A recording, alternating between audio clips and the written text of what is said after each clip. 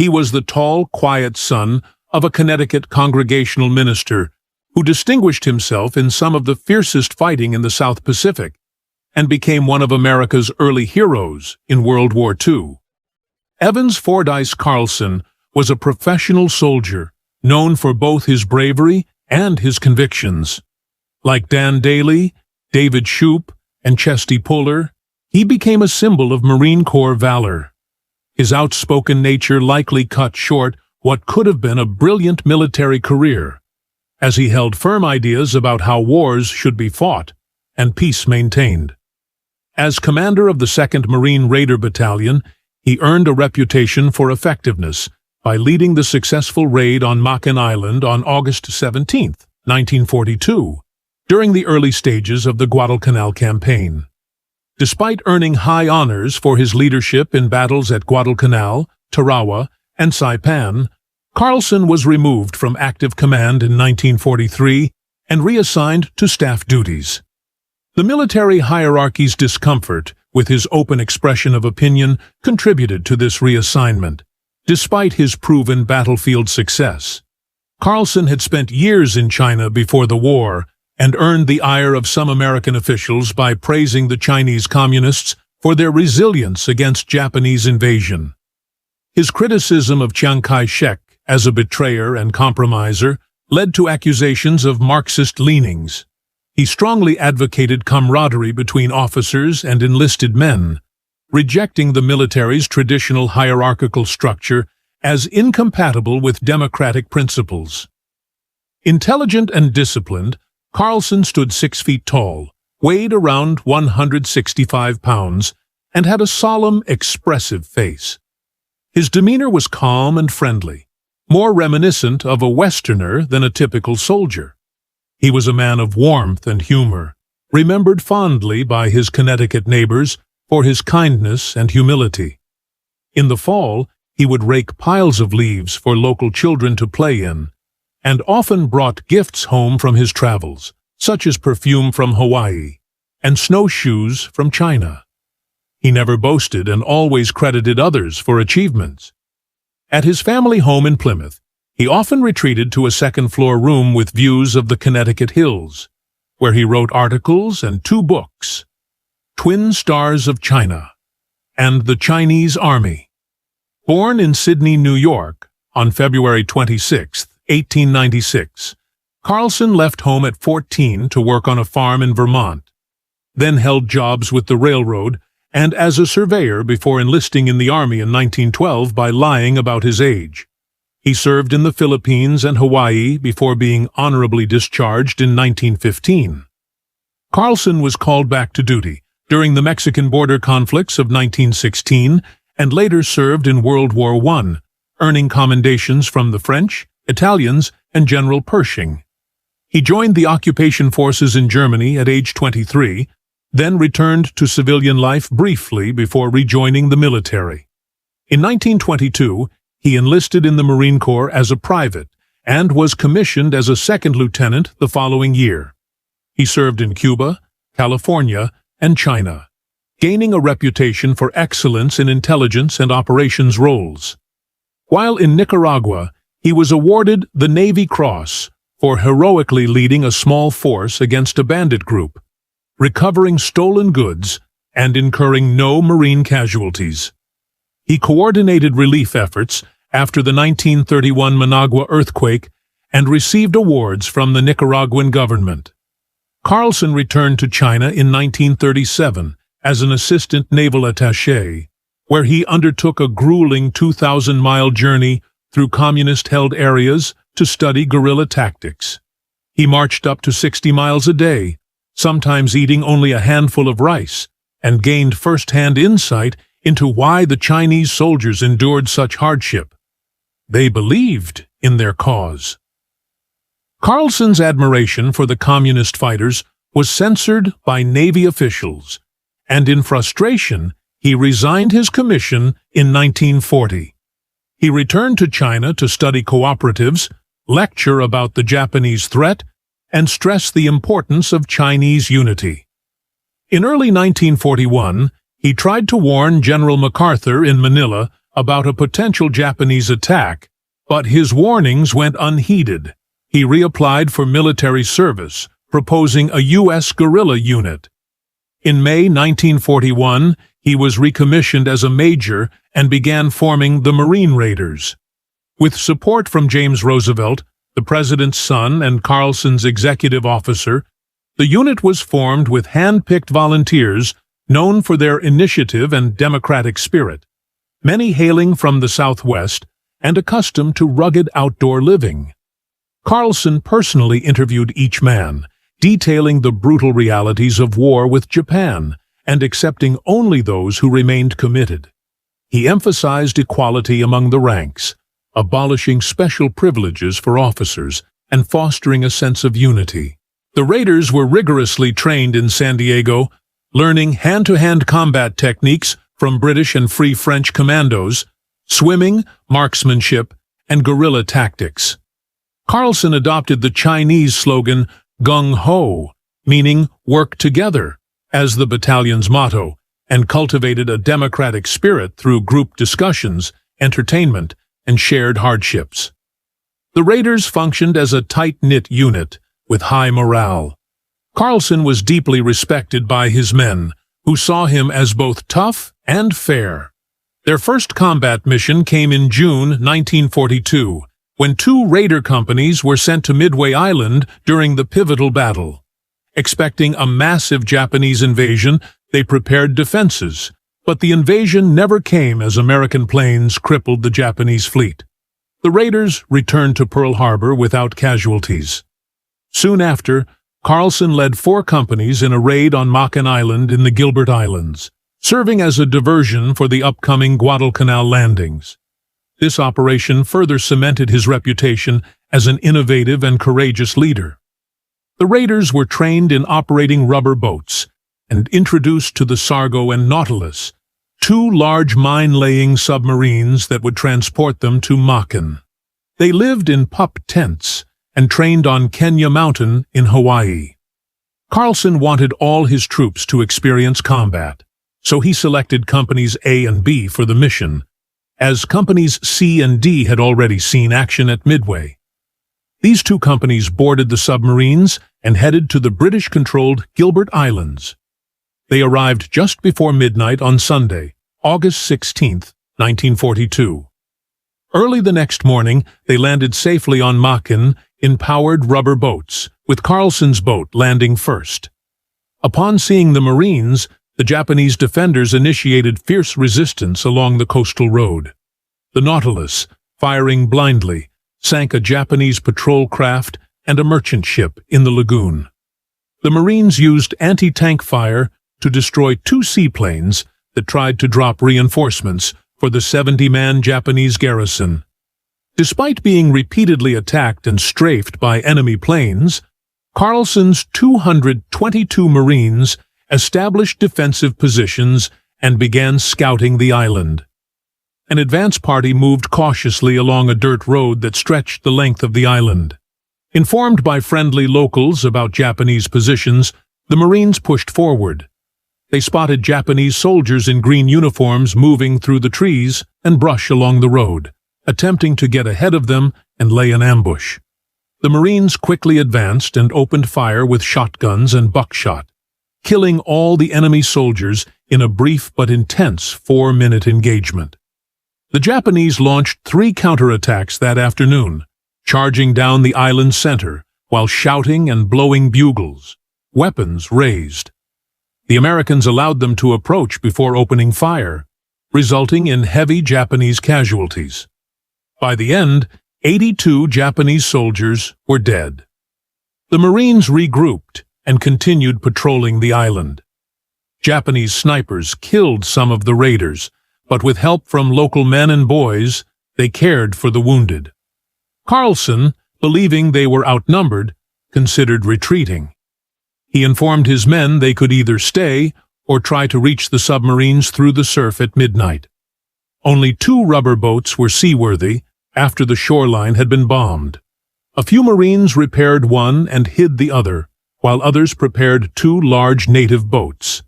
They used 3 rubber boats and 2 native vessels to form a large raft, involving even some of the injured. Carlson was prepared to surrender by morning if necessary, and sent a captain and a corporal to negotiate, but they discovered the island had no remaining enemy troops.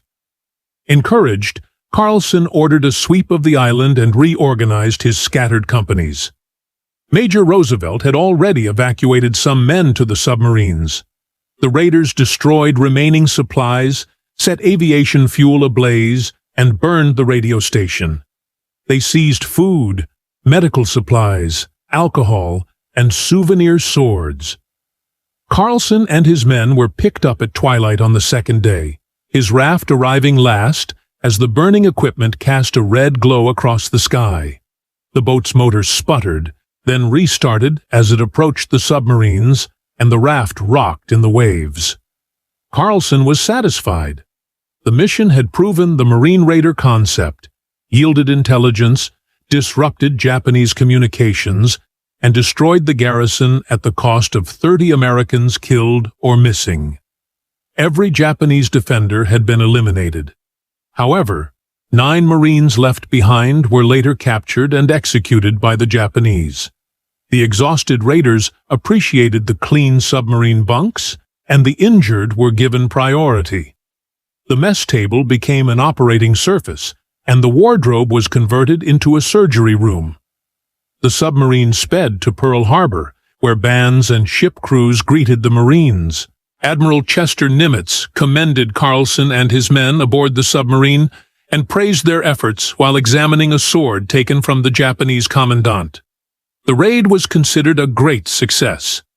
The unit received a citation for exceptional skill, morale, and spirit.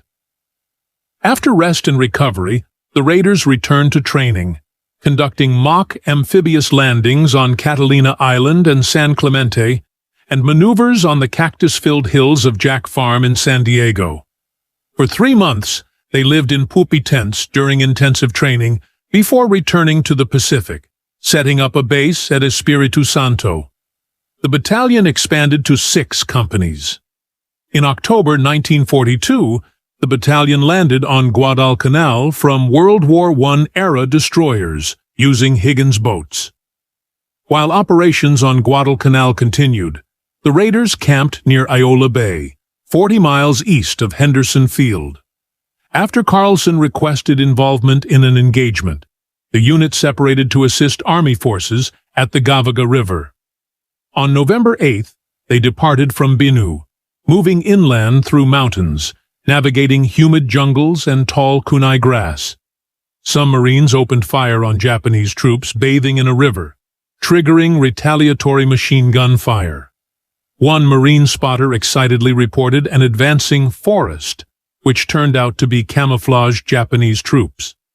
Through binoculars, Carlson saw Japanese soldiers in leaf-covered cloaks moving in formation. The raiders opened fire with mortars as they came into range, scattering the enemy. They moved quietly and struck when opportunities arose, often finding the enemy easily. Carlson said it sometimes felt like shooting ducks. Though initially planned as a short patrol, the mission extended for over a month due to the success of the operation. The raiders gathered crucial intelligence, eliminated enemy forces, and overcame challenges near the upper Lunga River. They lived on rice and rations, occasionally dining on Australian corned beef with local guides. Weather was harsh, with sudden monsoon rains followed by sweltering heat, reaching 120 degrees. After 39 days, the raiders marched 25 miles back to Binu, with help from native guides. The locals were praised for their bravery and critical support. Sergeant O'Brien noted they couldn't have covered so much ground without them. The raiders marched 150 kilometers, killed 488 Japanese troops, and suffered 16 killed and 18 wounded. Some Marine observers called it the greatest single patrol of World War II. Despite their achievements, the raiders were eventually merged with 3 other battalions into a Marine Raider regiment. Carlson's gung-ho philosophy was abandoned, but he received a second Gold Star and was appointed second in command. In 1943, after contracting malaria, he returned home and served as a technical advisor to producer Walter Wanger on the film Gung Ho, based on the Makin Island raid. After treatment and a brief stay in Plymouth, he met with actor Randolph Scott, who portrayed a character based on him. Carlson's family and neighbors attended the premiere in Waterbury, Connecticut. The film, featuring Alan Curtis, Noah Beery Jr., J. Carroll Naish, Robert Mitchum, and Rod Cameron, was released by Universal Studios and considered a respectable depiction of the Makin Island operation. The film was filled with authentic action, and Randolph Scott's performance stood out as both powerful and dignified. By that time, Carlson had become a national hero, his image gracing magazine covers and front pages. Despite holding a staff position at a U.S. post, he expressed a strong desire to return to active duty. That opportunity came when he sailed to the Pacific once again, serving as an official observer during the fierce November 1943 assault on Tarawa Atoll. At 9:10 a.m. on November 20th, the ground assault on Betio Island began. Betio, a heavily fortified strip of land roughly the size of New York's Central Park, was a key target in Operation Galvanic, which aimed to capture enemy-held atolls in the Gilbert Islands. Major General Julian C. Smith's experienced 2nd Marine Division led the charge. Following 3 days of intense naval and air bombardment, the first waves of Marines in amphibious tractors headed for the beaches. Some landing crafts failed to reach shore and were immediately met with machine gun fire. While early casualties were minimal, the later waves faced devastating resistance as the Japanese defenders, having survived the bombardment in fortified pillboxes and shelters, intensified their fire. The Marines waded through waist-deep water under heavy gunfire and struggled onto the beach, exhausted and disorganized. Many reached only the low seawall, often without weapons. Units were decimated. Alongside Colonel David M. Shoup, Carlson waited offshore, helping to coordinate a renewed assault. Shoup, who would later be awarded the Medal of Honor, landed about 30 minutes after the initial wave, reinforcing the tenuous foothold on Beach Red 2. With tanks and artillery, Shoup's forces gradually carved out a narrow beachhead, just 400 yards deep and 700 yards wide. Reefs delayed the arrival of reinforcements and supplies, but the Marines persisted against relentless Japanese resistance. That first night, Shoup organized defenses against a feared counterattack, which never came. The next day, as Marines renewed their assault, Carlson observed the 3rd Battalion of the 8th Marines being decimated in less than a minute. The horror was unlike anything he had ever witnessed, even compared to the grueling Guadalcanal campaign. Determined to contribute directly, Carlson volunteered to carry information from an advanced post back to headquarters under enemy fire. The fighting continued as U.S. forces gradually encircled the island, establishing a perimeter and landing more troops. A Japanese counterattack was repelled that night. On the 4th day, November 23rd, a final push crushed the remaining resistance. By 1:30 p.m., Betio was declared secure. Of the 4,836 Japanese defenders, only 146 survived. The Marines suffered over 2,300 wounded and 1,100 killed.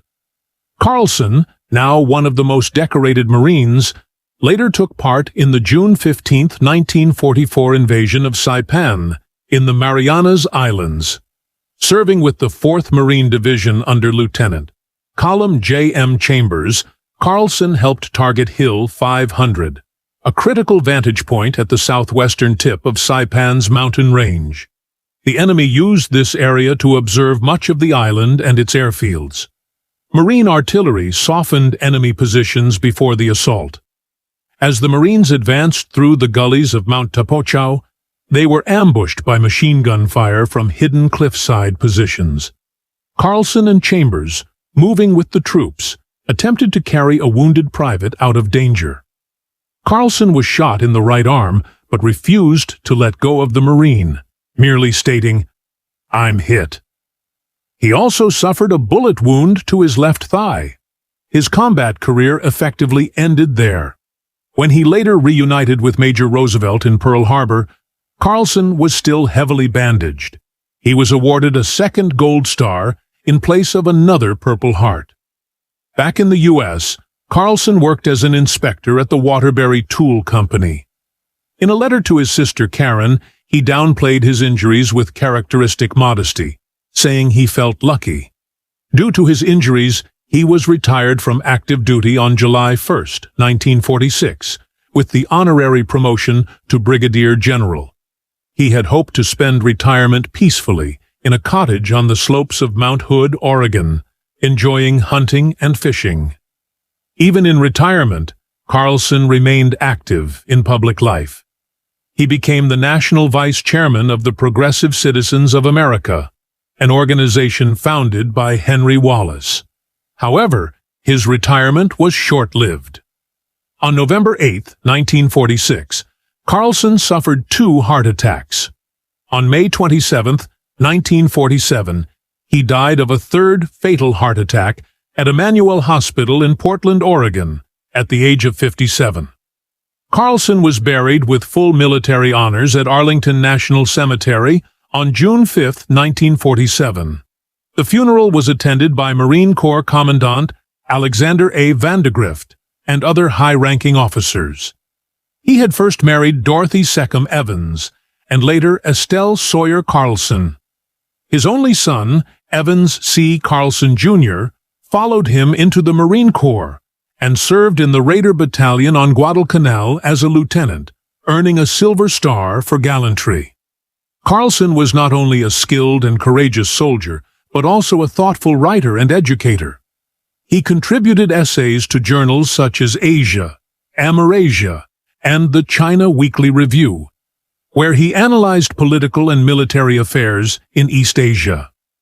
His book, Twin Stars of China, was praised for its insight, though some critics found his portrayal of Chinese communist leaders overly sympathetic.